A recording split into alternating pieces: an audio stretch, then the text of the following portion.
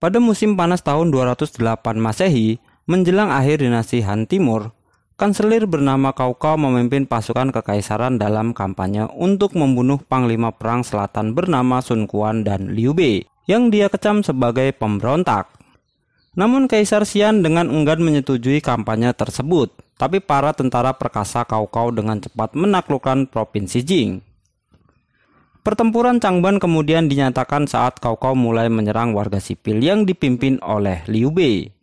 Dan selama pertempuran, pengikut Liu Bei termasuk saudara angkatnya yaitu Guan Yu dan juga Zhang Fei menunjukkan keterampilan tempur mereka dengan menahan musuh sambil mengulur waktu bagi penduduk sipil untuk menyelamatkan diri.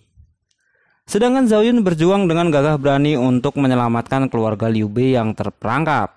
Tetapi dia hanya berhasil menyelamatkan bayi laki-laki bernama Liu. Setelah pertempuran selesai, Zhuge Liang meminta izin kepada Liu Bei untuk melanjutkan misi diplomatik ke Jiangdong untuk membentuk aliansi antara Liu Bei dan Sun Quan untuk melawan Cao Cao. Setelah Zhuge Liang tiba di Wu, Sun Quan awalnya merasa dilema antara ia akan menyerah atau melawan Cao Cao. Tetapi pada akhirnya keputusannya untuk melawan Cao Cao mengeras setelah bujukan cerdas dari Zhuge Liang dan Zhao Yu beserta saudara perempuannya yaitu Sun Shangxiang. Sementara itu Cai Mao dan Zhang Yun yang merupakan dua komandan angkatan laut dari provinsi Jing menyatakan menyerah kepada Cao Cao dan mereka berjanji akan setia kepada Cao Cao. Mereka lalu ditempatkan di komando angkatan lautnya Cao Cao. Setelah pembentukan aliansi Sun Liu yang tergesa-gesa, pasukan Liu Bei dan Sun Quan kemudian mengadakan pertemuan untuk membuat rencana untuk melawan pasukan Cao Cao yang dengan cepat bergerak menuju markas mereka di Tebing Merah dari darat dan perairan. Pertempuran lalu dimulai dengan Sun Shangxiang memimpin beberapa pengendara untuk menarik pasukan pelopor Cao Cao ke formasi Bagua milik sekutu dan membuat pasukan pelopor Cao Cao berhasil dikalahkan oleh pasukan aliansi Sun Liu. Tetapi Cao Cao tidak menunjukkan kekecewaan dan melanjutkan untuk memimpin pasukan utamanya ke tepi sungai, tepat di seberang Tebing Merah, di mana mereka membuat perkemahan. Lalu saat aliansi Sun Liu mengadakan pesta untuk merayakan kemenangan mereka, Zhuge Liang menyusun rencana untuk mengirim Sun Shangxiang dalam misi spionase ke kamp Cao Cao, di mana mereka membuat kontak dengan mengirim pesan melalui seekor merpati, dan cerita berakhir dengan Zhao Yu menyalakan miniatur kapal perangnya di atas peta berdasarkan informasi pertempuran. Sekarang kita beralih ke cerita part 2-nya. Pada cerita pertempuran Tebing Merah bagian kedua, cerita dimulai setelah Sun Shangxiang telah menyusup ke kamp Cao Cao dan diam-diam mencatat semua tentang Cao Cao dengan detail dan mengirimkannya melalui seekor merpati ke Zhuge Liang.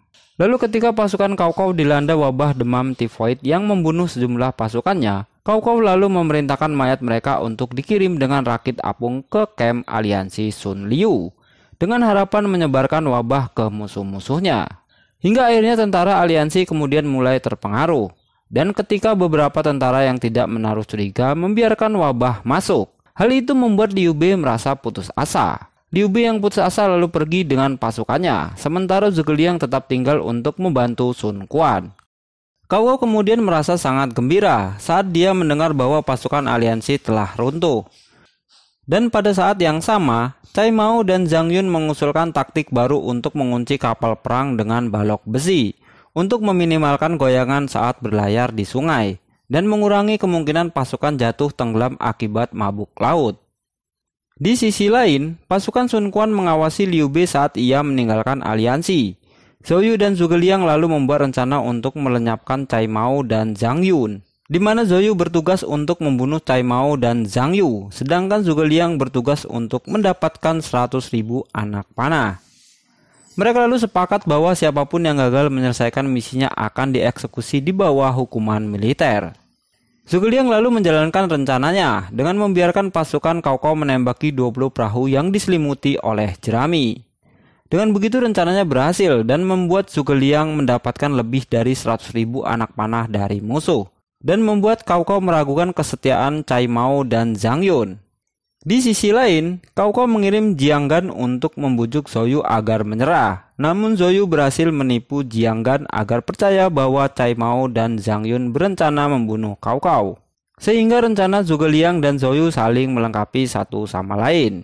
Lalu ketika Cao Cao yakin, meskipun memiliki keraguan sebelumnya tentang laporan Jiang Gan, bahwa Cai Mao dan Zhang Yun memang berencana untuk membunuhnya dengan sengaja dan menyumbangkan panah ke musuh, Cai Mao dan Zhang Yun akhirnya dieksekusi.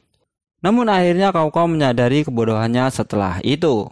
Sun Sanxiang yang kembali ke markas dari camp Cao Cao dengan membawa peta formasi musuh, membuat Zhou Yu dan Zhuge Liang lalu memutuskan untuk menyerang angkatan laut Cao Cao dengan api. Setelah memperkirakan bahwa kondisi iklim khusus akan segera menyebabkan angin bertiup dari arah tenggara, arah yang menguntungkan bagi mereka. Dan sebelum pertempuran dimulai, pasukan Sun Quan berpesta dengan pangsit beras untuk merayakan titik balik matahari pada musim dingin. Sementara itu, istri Zhou Yu yang bernama Xiao Qiao diam-diam pergi ke camp Cao Cao dengan harapan bisa membujuk Cao Cao untuk menghentikan rencana ambisiusnya. Namun dia gagal meyakinkan Cao Cao dan memutuskan untuk mengalihkan perhatiannya dengan upacara minum teh yang rumit untuk mengulur waktu.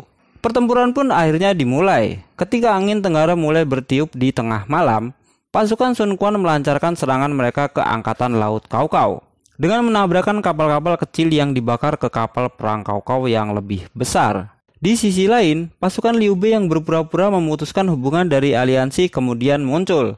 Mereka lalu mulai menyerang benteng Cao Cao di daratan. Lalu saat fajar tiba, seluruh angkatan laut Cao Cao telah dihancurkan.